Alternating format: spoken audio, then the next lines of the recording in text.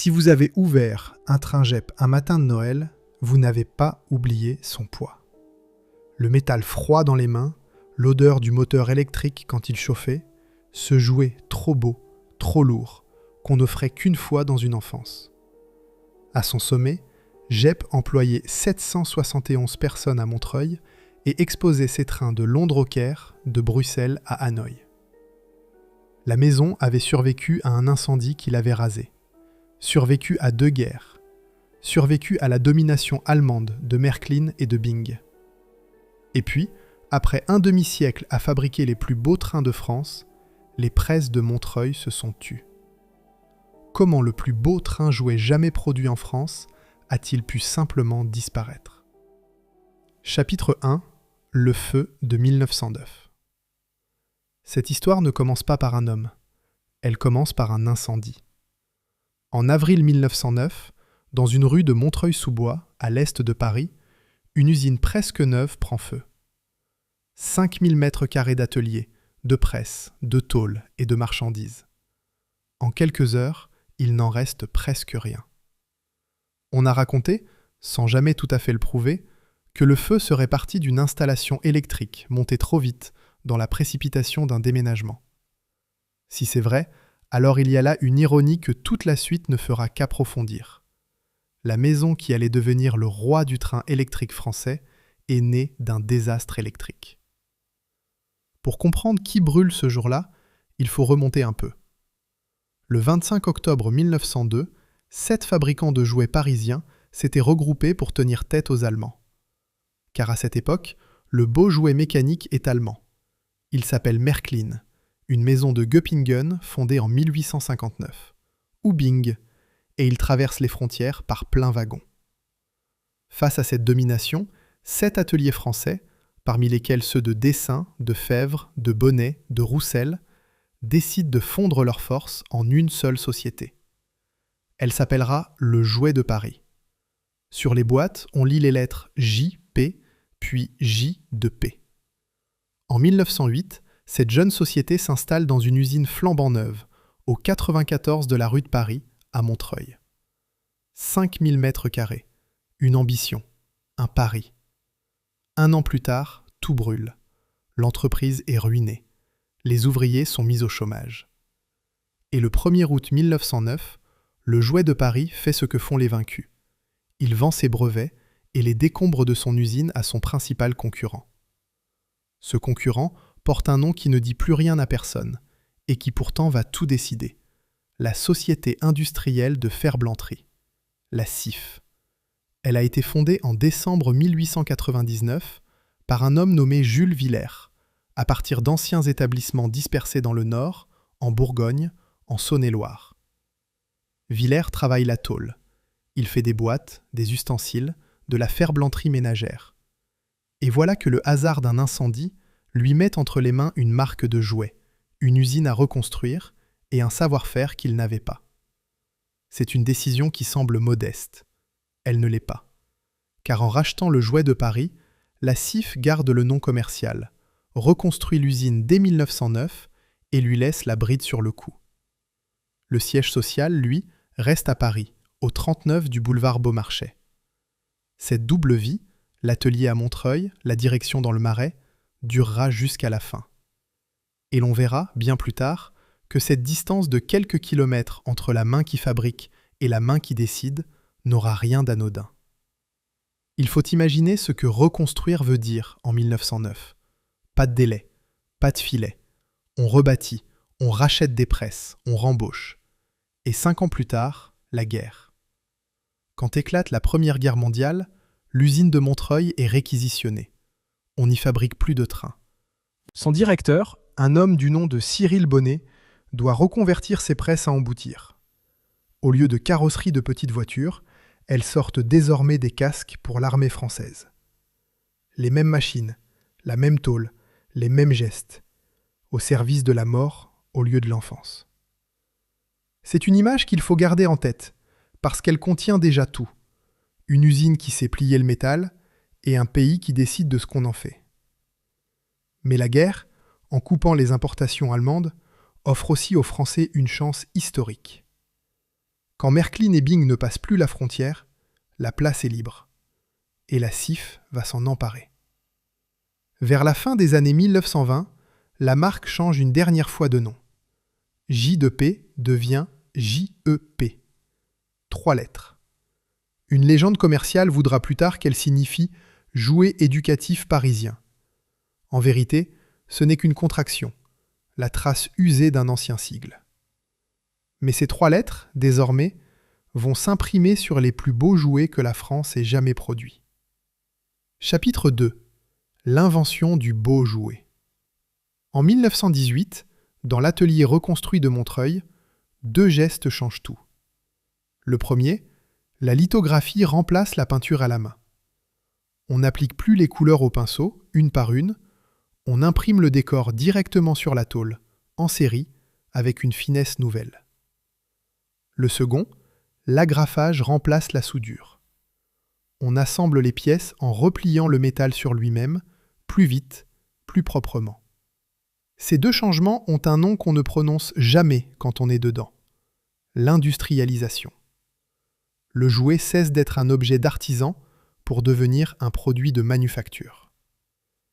Et c'est à ce moment précis que JEP fait un choix qui va sceller son destin. Un choix magnifique et fatal. La maison abandonne les jouets militaires de la guerre et se tourne tout entière vers le luxe. Le beau jouet. Le jouet parfait. Il faut comprendre ce que cela veut dire, tenir un train JEP des années 1920. Ce n'est pas une babiole. C'est un objet lourd, en tôle lithographiée, monté avec un soin d'horloger.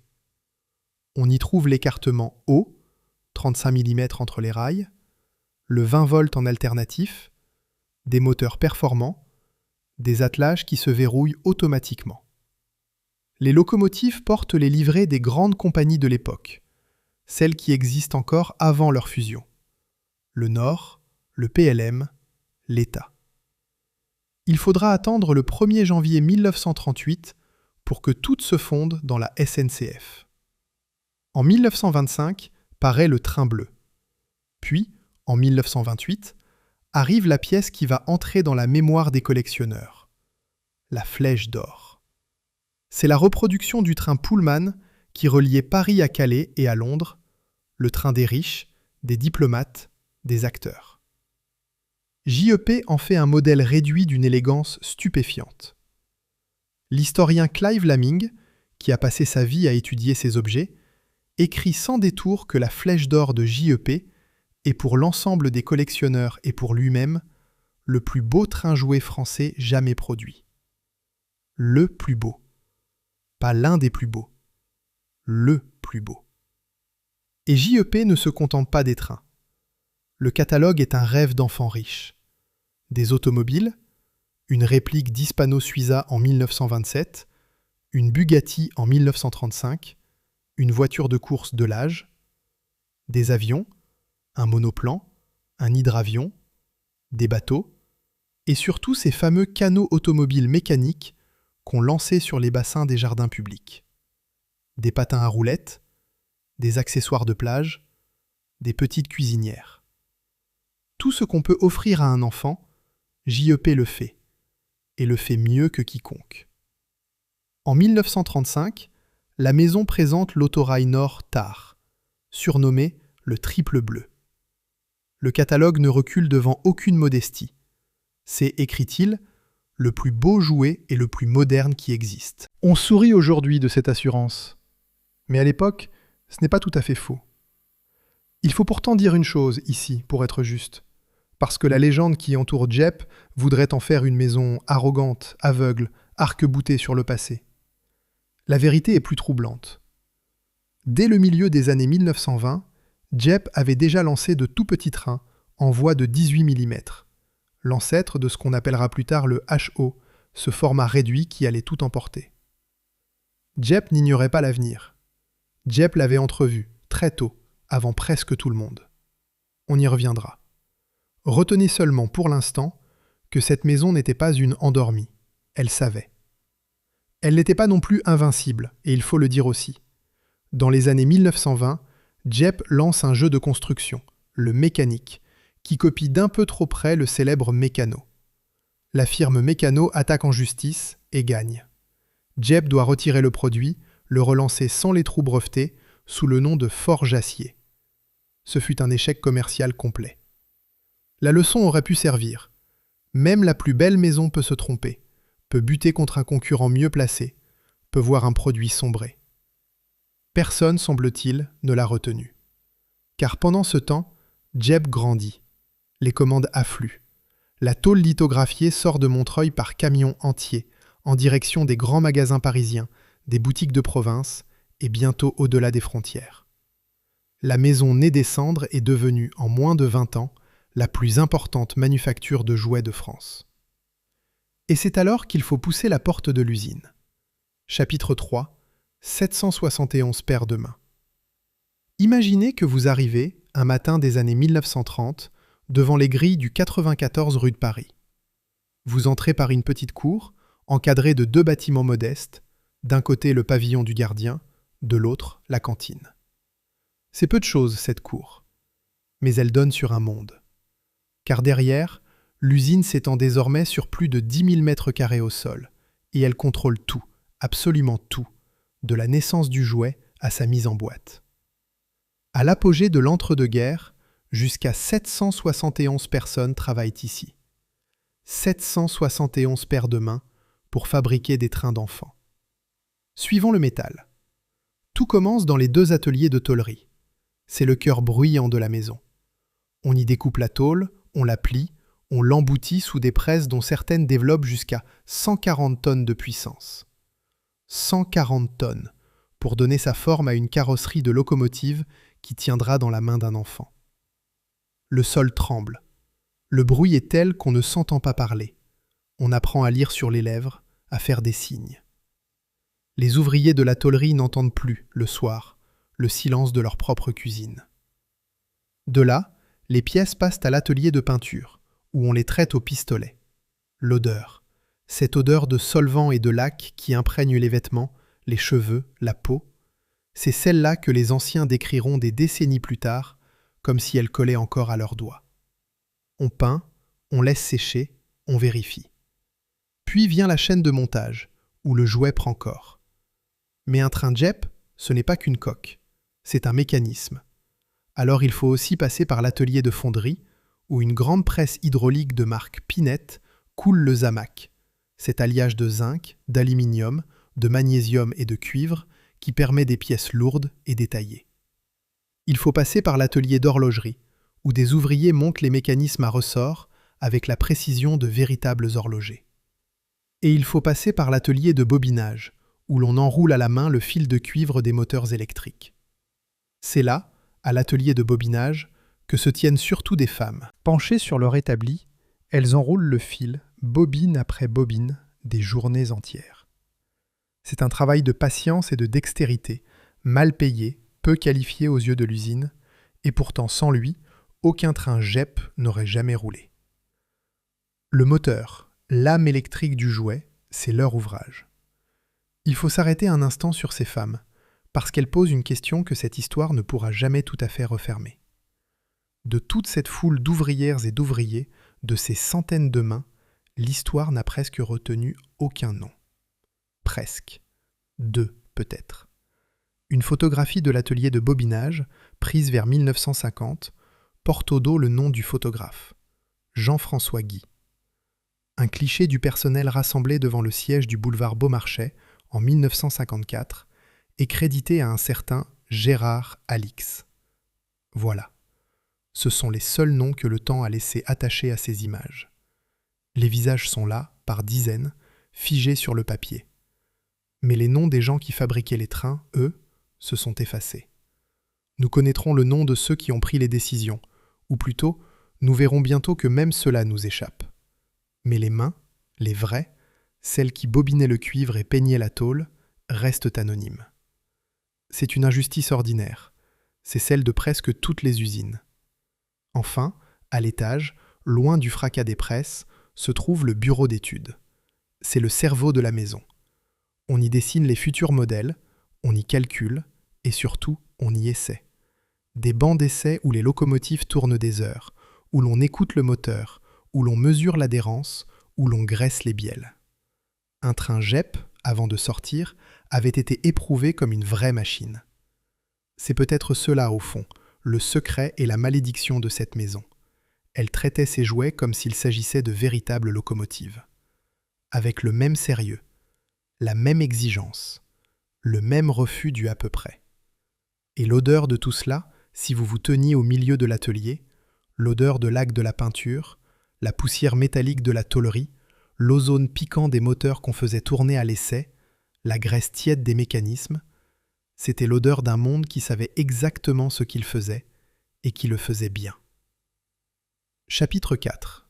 Le monde de Montreuil. Mais l'usine ne flottait pas dans le vide. Elle avait une ville autour d'elle, et cette ville s'appelait Montreuil. Il faut se défaire d'une idée reçue. On imagine souvent l'usine française comme une reine solitaire régnant sur une ville qui n'existe que par elle. La cité minière, le coron, le combinat sidérurgique. Montreuil n'était pas cela. Montreuil, dans l'entre-deux-guerres et après, c'était une fourmilière industrielle. Une ancienne commune horticole, célèbre pour ses murs à pêche, qui s'était couverte en une génération d'ateliers, de fonderies, de tanneries, et même des studios de cinéma de Pathé et de Méliès. En 1955, la ville comptait près de 750 établissements, employant plus de 20 000 personnes. JEP n'était pas Montreuil. JEP était une usine parmi des centaines. Mais c'était l'une des plus prestigieuses, et Montreuil, dans ces années-là, portait un surnom, la banlieue rouge. Depuis 1935, la ville était administrée par une municipalité communiste autour d'un homme nommé Fernand Soupé. La CGT y était puissante. Le monde ouvrier y avait sa culture, ses réunions, ses solidarités, sa fierté. Travailler de ses mains, dans cette ville, ce n'était pas une humiliation, c'était une identité. Qui étaient ces ouvriers ? Une grande part d'entre eux n'étaient pas nés en France. La métallurgie et le travail des métaux de la région parisienne reposaient depuis longtemps sur une main-d'œuvre venue d'ailleurs. Des Italiens, des Espagnols, des Polonais, des Arméniens, des réfugiés russes chassés par la Révolution. Le Parti communiste avait même une organisation dédiée, la main-d'œuvre immigrée, la MOI, pour encadrer et défendre ces travailleurs. Ils parlaient plusieurs langues sur le pavé de l'usine. Ils avaient fui la misère, la guerre, les pogroms, les dictatures. Et ils pliaient la tôle qui deviendrait, dans une chambre d'enfants du 16e arrondissement ou d'une bonne famille de province, un train qui ferait rêver. Il faut le dire simplement, sans en faire trop, mais sans l'oublier non plus. Les plus beaux jouets français ont été fabriqués, pour une bonne part, par des mains étrangères. Par des gens qui, souvent, n'avaient pas les moyens d'en offrir un semblable à leurs propres enfants. Chez JEP, on travaillait souvent en famille, de génération en génération. Le père à la tôlerie, la mère au bobinage, le fils qui entre à son tour à l'atelier. Dans les années 1950 et 60, environ 600 personnes faisaient tourner l'usine, dont beaucoup de femmes, comme l'a noté Clive Laming, dans des emplois à faible qualification. C'était un monde avec ses hiérarchies, ses duretés, ses habitudes. La cantine, dans la petite cour, servait le repas de midi, ce repas qui, dans la culture ouvrière française, n'était pas une pause, mais un moment de dignité, où l'on mangeait ensemble, assis, correctement. Et ce monde-là avait une portée qui dépassait de loin les grilles de Montreuil. Car la CIF, la maison mère, ne se contentait pas de vendre à Paris. Elle avait des usines à Montreuil, mais aussi à Solre-le-Château dans le nord, à Chalon-sur-Saône, à Beaune, à Orléans. Et elle disposait de salles d'échantillons, de véritables vitrines de la marque, dispersées à travers le monde. Écoutez seulement la liste des villes où l'on pouvait voir un train JEP exposé. Lyon, Alger, Amsterdam, Le Caire, Zurich, Casablanca, Bruxelles, Göteborg, Londres, Hanoï. Le Caire, Hanoï. Un jouet fabriqué par un ouvrier polonais à Montreuil pouvait être admiré dans une vitrine sur les bords du Nil ou en Indochine. C'était cela, JEP, à son sommet. Une usine de 10 000 mètres carrés au bord d'une rue de banlieue rouge, nourrie par le travail d'immigrés et de femmes anonymes, dont les objets rayonnaient sur 3 continents. Une réussite française, au sens le plus complet du terme, bâti par des mains venues de partout, sur un sol de la République ouvrière.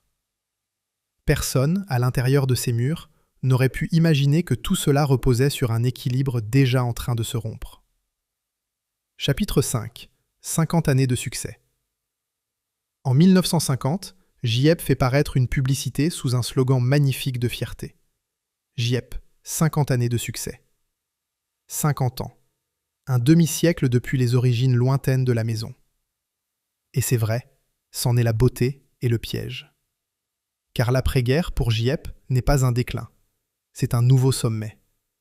Les pénuries de l'occupation passée, la maison ne se contente pas de rééditer ses anciennes gammes. Elle les dépasse. La fonderie sous pression de Zamac, cet alliage lourd qu'on coule à Montreuil, permet désormais des locomotives d'un réalisme inouï. La série 60, en écartement haut, aligne des merveilles. En 1952 sort la CC 7001, réplique de la grande locomotive électrique qui commençait à tirer les express français. L'année suivante, en 1953, arrive la BB 8100. Ce ne sont plus des jouets, ce sont des modèles réduits d'une fidélité que même les adultes admirent. Ces machines coûtent cher, terriblement cher. Une belle locomotive JEP pouvait représenter, pour une famille ouvrière, une somme considérable. Le genre de cadeau qu'on n'offre pas 2 fois dans une enfance. Mais on payait, parce qu'on savait ce qu'on achetait, le meilleur. Et c'est là qu'il faut regarder de près une image, une seule. Le catalogue JEP du milieu des années 60 montre une scène qui ressemble à un rêve français. Un père, papa, dit la légende, cadre parisien, cravaté, sûr de lui, fait rouler la CC 7001 sur un beau réseau. À côté de lui, son fils. Un fils dont on devine qu'il fera de brillantes études, qu'il ira, comme dit l'esprit du temps, jusqu'à Polytechnique. C'est l'image d'un monde bourgeois, prospère, tranquille, persuadé que l'ordre des choses lui appartient et lui appartiendra toujours. Cette image est datée, à peu de choses près de 1965, c'est-à-dire à 3 ans de mai 68, c'est-à-dire à l'année même où dans les bureaux de la maison mère, une décision est en train de mûrir, la décision de tout arrêter. Et le slogan pendant ce temps, il n'avait pas changé. JEP, 50 années de succès, proclamait encore la firme au tournant des années 60. 50 années de succès. Mais 10 ans avaient passé depuis 1950. Le chiffre était faux. Il aurait fallu dire 60. La maison continuait de réciter la fierté d'un demi-siècle sans s'apercevoir qu'elle décrivait désormais un passé, non un présent. Le slogan s'était figé. Le monde, lui, non. Car pendant que papa faisait rouler sa CC 7001 dans les pages glacées du catalogue, quelque chose montait, dehors, hors des murs de Montreuil. Une autre idée du jouet. Un autre train. Moins beau, moins lourd, moins parfait et infiniment moins cher. Il venait d'une petite ville du Jura. Il avait un nom qui sonnait comme une évidence. Il s'appelait Jouef. C'était l'apogée, le point le plus haut. La maison n'avait jamais été plus belle, ses trains jamais plus admirables, sa réputation jamais plus assurée. Mais derrière ce sommet, le monde était déjà en train de se refaire. Et personne, à l'intérieur de ces murs, n'entendait le bruit qu'il faisait en changeant. Chapitre 6. Le petit train du Jura. Le bruit venait du Jura. Pour comprendre ce qui allait tuer JEP, il faut quitter Montreuil, quitter la banlieue rouge et ses grandes presses, et monter dans les montagnes de Franche-Comté, dans une petite ville qui s'appelle Champagnole. C'est là qu'un homme installe ses ateliers. Il s'appelle Georges Huard. Huard est un Parisien. Né en 1906, il a signé dès 1931 un contrat d'agent commercial dans le Jura, et il a compris quelque chose que les grands de la profession n'ont pas voulu voir. En 1944, en pleine guerre, il fonde une entreprise dont le nom est une contraction limpide, presque un slogan, le jouet français. Jouef. Ceux qui l'ont connu n'en font pas un portrait tendre. Paul Trouvé, l'un de ses proches, dont le témoignage a été recueilli par l'association Jouef de Champagnole et cité par l'historien Clive Laming, le décrit ainsi. C'était un homme qui en imposait, presque un despote, et très soucieux des bilans de production. Retenez ces derniers mots, très soucieux des bilans de production. Chez JEP, à Montreuil, on était soucieux de la beauté du produit. Chez Jouef, dans le Jura, on était soucieux du coût de revient. Toute l'histoire tient dans cet écart. Huard implante ses usines à Champagnole, à Foncine, dans ces vallées où la main-d'œuvre rurale coûte une fraction de ce qu'exige un ouvrier qualifié de la région parisienne. Laming résume la stratégie d'une phrase qui frappe. À l'époque, dit-il, la Franche-Comté, c'est la Chine actuelle. Et c'est bien moins loin, et c'est le même langage. Une main-d'œuvre bon marché, à 2 heures de train de Paris, parlant français. Le rêve de tout industriel. Mais la vraie rupture n'est pas dans la géographie. Elle est dans la matière et dans la méthode. Huard mise tout sur 3 choses que Dieppe, à Montreuil, regarde d'abord avec dédain. D'abord, le plastique. Non pas la tôle pliée, agrafée, peinte au pistolet, mais le moulage par injection. On injecte la matière fondue dans un moule d'acier, elle refroidit, on ouvre, et le train est là, entier, décoré, en quelques secondes. Là où Dieppe fait passer une locomotive par la tôlerie, la peinture, la fonderie, l'horlogerie et le bobinage, 5 ateliers, des dizaines de mains, Jouef fait sortir la sienne d'une seule machine. Ensuite, l'échelle. Jouef adopte le HO, ce format 2 fois plus petit que l'écartement O de Dieppe.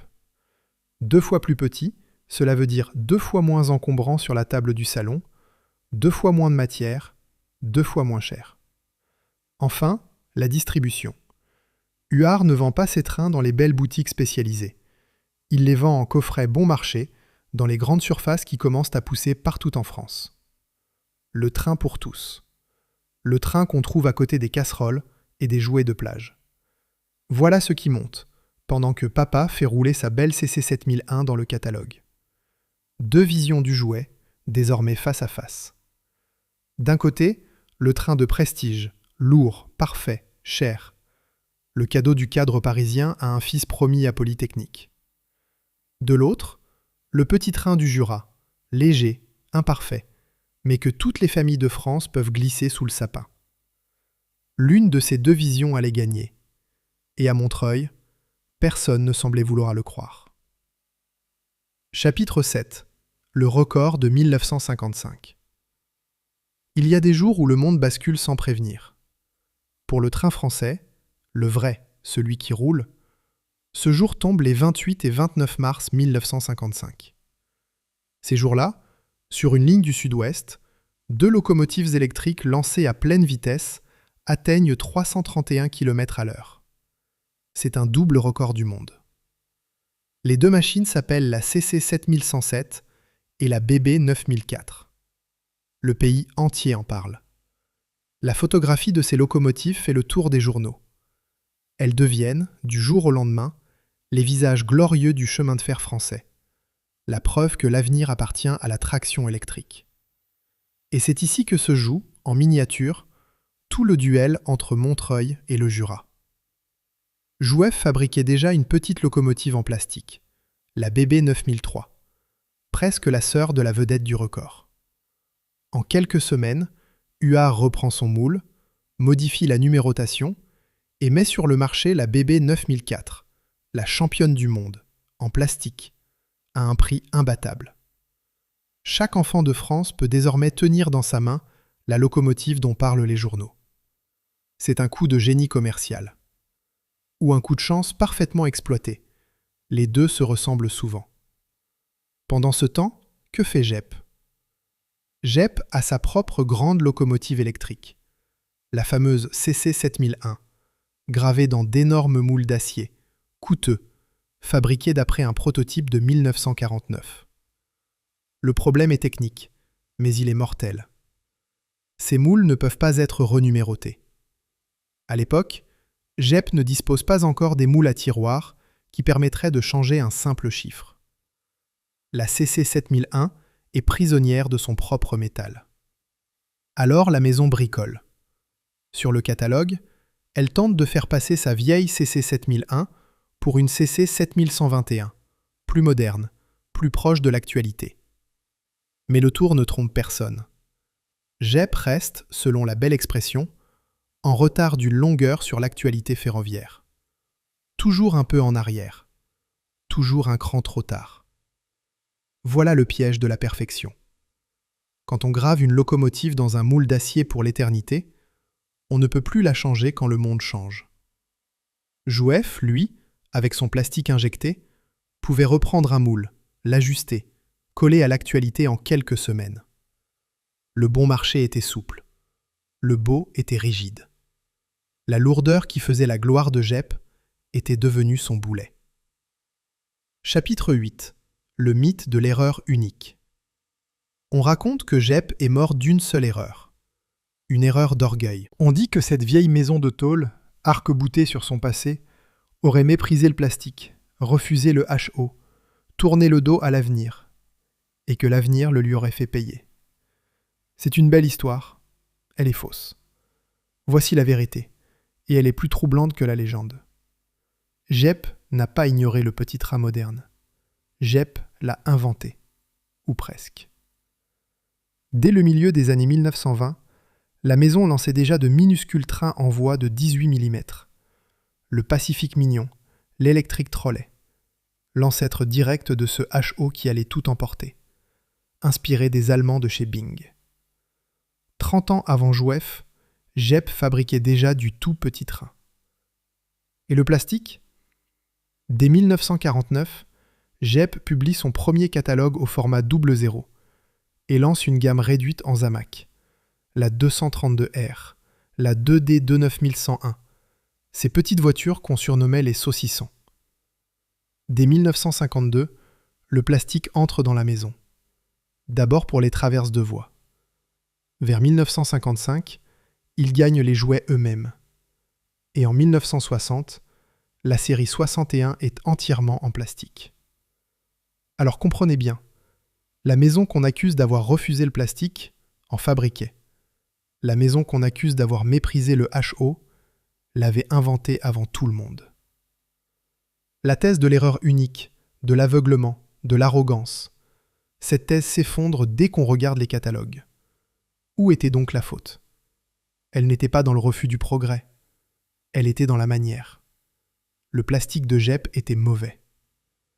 Les experts qui l'ont examiné parlent d'une gamme décevante, de qualité médiocre, et, comble de tout, encore cher. Jep avait adopté le matériau de l'avenir, mais sans en comprendre la leçon. Car le plastique n'était pas seulement une matière, c'était une philosophie. Le plastique, c'était le bon marché assumé, le produit qu'on remplace, le jouet qu'on n'adore pas, mais qu'on peut offrir à tous les enfants. Et cela, Jep en était incapable. La maison restait prisonnière de sa propre grandeur, de sa culture du beau jouet coûteux, monté avec un soin d'horloger. Un seul objet résume tout, une gare. Une simple gare de réseau miniature. Chez Jouef, la gare complète coûtait 1500 francs.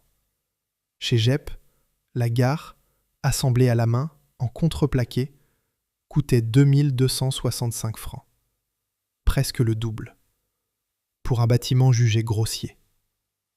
Un enfant, ou plutôt un père, mis devant ces deux boîtes dans un magasin, n'avait pas à réfléchir longtemps.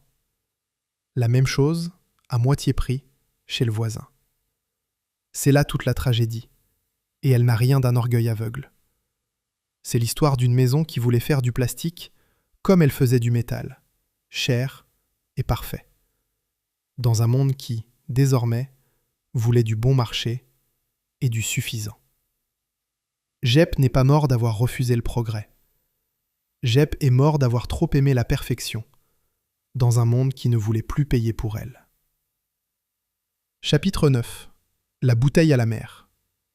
Face à cette situation, il y avait une décision évidente à prendre. Une seule. Baisser les prix. Se battre sur le terrain de Jouef. Accepter que le beau jouet de luxe devienne un beau jouet abordable ou disparaisse. La direction de la maison fit exactement l'inverse. Entre 1956 et 1959, alors que Jouef cassait les prix et raflait le marché, Jep augmenta ses tarifs. De 30% en moyenne. 30% de hausse en 3 ans, face à un concurrent 2 fois moins cher. Ce n'est pas une erreur de production. Ce n'est pas un accident technique. C'est un choix commercial délibéré et suicidaire. Et il faut ici s'arrêter sur un fait gênant, que cette enquête ne peut pas résoudre et qu'elle ne cachera pas. Qui a pris cette décision ? Qui, dans les bureaux du boulevard Beaumarchais, a signé la hausse des tarifs, validé le maintien de la stratégie de luxe, décidé de continuer à faire toujours plus beau et toujours plus cher, pendant que le marché fuyait ? On voudrait un nom, un directeur, un ingénieur, un administrateur, quelqu'un à qui attribuer le geste. Il n'y en a pas. Aucune source disponible ne nomme les dirigeants de la maison pour ces années décisives. L'historien Clive Laming lui-même, qui a passé sa vie dans ses archives, n'emploie que des formules collectives et anonymes. La direction de la firme décide que les jeux sont faits, disent les techniciens de l'usine, racontent les anciens de chez Jep. Des « on », des « la direction ». Jamais un homme, jamais un visage. Les seuls noms que le temps a conservés pour cette période sont encore une fois ceux de 2 photographes. C'est une chose étrange et lourde de sens. On nomme toujours ceux qui font mourir les usines. Le patron, le ministre, l'actionnaire étranger. Ici, il n'y a personne à nommer. La plus belle maison de jouets de France a été conduite à sa perte par une direction sans visage, dont les décisions nous parviennent sans signature. C'est peut-être la forme la plus pure de l'anonymat industriel. Non seulement les ouvriers ont été oubliés, mais même les fossoyeurs. Et cette direction sans visage prit alors une dernière grande décision. La plus belle, la plus folle. En 1957, alors que l'écartement haut donnait déjà d'inquiétants signes d'essoufflement, Jep lança sa plus magnifique locomotive à vapeur, la 141P. 2 ans de mise au point, 2 moteurs, 8 roues motrices, un poids de 2,7 kg. 2,7 kg pour un jouet. Selon Laming, cette masse lui donnait une adhérence exceptionnelle, capable de tirer des rames de 20 à 40 wagons. C'était un monstre de précision, un chef-d'œuvre absolu de l'art du train-jouet. Et les anciens de chez Jep, rapporte l'historien, disaient d'elle qu'elle avait été lancée comme une bouteille à la mer. Une bouteille à la mer. Le mot est terrible, parce qu'il dit tout. On continuait à investir des fortunes dans le haut de gamme, pendant que le marché tout entier se précipitait vers le bas. La 141P coûtait environ 27 000 anciens francs, soit 1 mois de salaire d'un ouvrier qualifié. Le jouet ferroviaire le plus cher de son temps, lancé au pire moment par une maison qui refusait de voir que son monde s'achevait. Il ne restait plus qu'à s'arrêter. La société industrielle de Ferblanterie, la maison mère, finit par tirer la seule conclusion qui s'imposait à ses comptes. Elle renonça aux jouets en métal, désormais lourdement déficitaires. La CIF, elle, survécut, comme elle avait toujours vécu, dans la ferblanterie ménagère, les casseroles, les écumoires, ces objets de tôle sans gloire, mais qui, eux, se vendaient. Certaines sources ajoutent qu'elle se serait diversifiée vers des activités bien plus lucratives, l'informatique, les composants pour centrales nucléaires. Mais cette affirmation ne repose que sur une source unique, et il faut la manier avec prudence. Ce qui est sûr, c'est que la maison qui vivait de la tôle a laissé mourir la plus belle de ses branches. Chapitre 10. Usine par usine. La fin de Jep ne fut pas un effondrement. Ce fut une extinction. Les dates elles-mêmes se contredisent, et il faut l'avouer honnêtement, car l'agonie fut si lente que personne ne s'accorde sur l'instant de la mort. La production des trains s'arrête en 1963, disent les uns. En 1965, disent les autres. En 1966, dit Laming. La CC 7001 disparaît du catalogue en 1964. L'usine ferme en 1964, tranche l'inventaire officiel du patrimoine. En 1965, corrige l'historien. La vérité tient dans une phrase de Laming, et elle est plus juste que toutes les dates. La maison, dit-il, ferme ses portes, usine par usine, entre 1964 et 1968. Usine par usine. Montreuil s'éteint le premier. Les grandes presses de 140 tonnes se taisent. La fonderie de Zamac refroidit. L'atelier de bobinage, où des femmes avaient enroulé le cuivre pendant des décennies, se vide. Ailleurs, dans les autres sites du groupe, on tient encore un peu. On fabrique des canots automobiles, des jouets de plage. Car le monde a changé. Et l'on dit alors que la mode est aux plages, aux week-ends au grand air, au barbecue. Le beau train de salon appartient déjà à un temps révolu. Puis, en 1968, l'année des barricades, l'année où la France croyait recommencer le monde, Gep est liquidé pour de bon. Et il faut comprendre que Gep ne tombe pas seul. Ce n'est pas l'histoire d'une maison maladroite emportée par sa propre faute. C'est l'histoire de la mort de tout un art. Regardez autour. À Bobigny, tout près de là, l'illustre mécano Hornby, jusqu'à 500 ouvriers, tente désespérément de riposter avec un train baptisé Hornby à chaud, lance ce nouveau produit vers 1960. En vain. Racheté fin 1964 par un groupe britannique, Mécano ferme Bobigny en 1969 et fait faillite en 1971.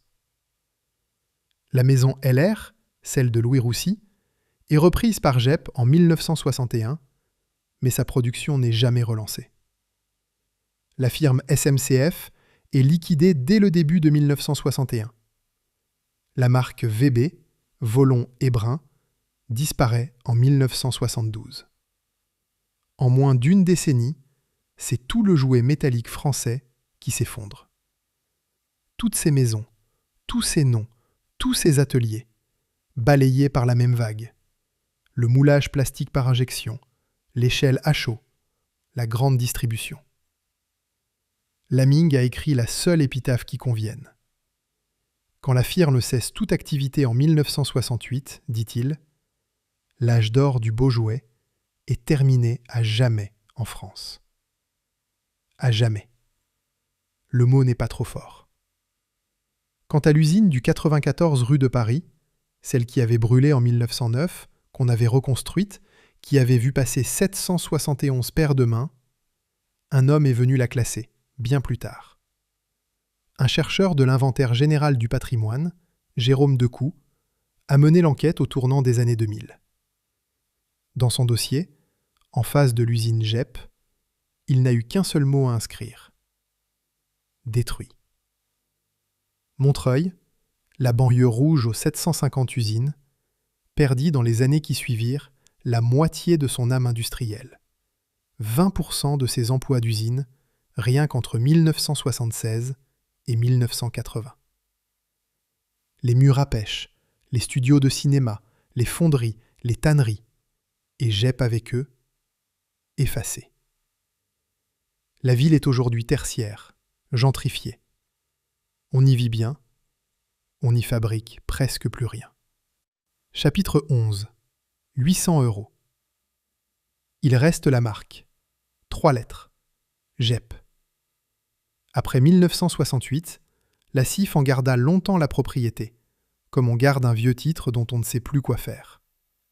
Puis elle la céda. Et il faut savoir à qui, parce que le hasard, là encore, a le goût de l'ironie la plus noire. La marque Gep fut reprise par une société nommée Norev, qui la déposa officiellement le 13 mars 2007. Norev, une maison lyonnaise, célèbre pour ses petites voitures, en plastique. Ainsi, la marque du plus beau train de tôle française appartient désormais à un fabricant de jouets en plastique, c'est-à-dire à l'incarnation même de la révolution qui l'avait tué. Le vainqueur a hérité du nom du vaincu. Et les trains, eux, les vrais, ceux de tôle et de Zamac, montés avec un soin d'horloger. Ils valent aujourd'hui une fortune. La CC 7001, cette locomotive prisonnière de ses moules, incapable de suivre l'actualité, symbole de la rigidité qui perdit la maison, se vend, en bon état, entre 600 et 800 euros. Les coffrets de la Flèche d'Or, les voitures de l'âge, s'arrachent chez les collectionneurs. Le beau jouet qu'on jugeait trop cher pour être vendu dans les années 60 vaut aujourd'hui des sommes que ses fabricants n'auraient jamais osé demander. Voilà l'ironie dernière et la plus cruelle. Ce qui a tué Jep, la qualité, le poids du métal, la perfection coûteuse, c'est exactement ce qui fait aujourd'hui sa valeur. Les trains étaient trop bien faits pour leur époque. Ils ne le sont pas trop pour la nôtre. Il en reste aussi quelques-uns derrière des vitres. Au musée du jouet de Poissy, fondé en 1976, on peut voir des canaux automobiles Jep, et l'on évoque les Pacifiques, le train bleu, la Flèche d'Or. Au musée de l'histoire vivante de Montreuil dorment les photographies des ateliers, la fonderie de Zamac, l'atelier de bobinage vers 1950, ces femmes penchées sur le cuivre, ces visages sans nom. Alors quand on regarde une dernière fois la 141P, ce monstre de 2,7 kg, capable de tirer 40 wagons, le chef-d'œuvre lancé comme une bouteille à la mer, il ne faut pas voir un jouet démodé. Il faut voir le dernier représentant d'une race condamnée. Une maison qui savait plier la tôle, couler le zamac, bobiner le cuivre et faire de tout cela quelque chose qui approchait la perfection. Elle a eu tort. Le monde ne voulait plus de la perfection. Il voulait du bon marché, du léger, du jetable. Et il avait raison de le vouloir. Car c'est ainsi que tous les enfants, enfin, ont pu avoir un train. Mais quelque chose s'est éteint à Montreuil, entre 1964 et 1968, usine par usine, presse après presse. Non pas seulement une entreprise, une certaine idée du jouet. L'idée qu'un objet destiné à un enfant méritait qu'on y mette la même exigence qu'à une vraie locomotive. Cette idée-là est morte. Elle vaut aujourd'hui 800 € aux enchères. Ce n'est pas cher payé pour un rêve.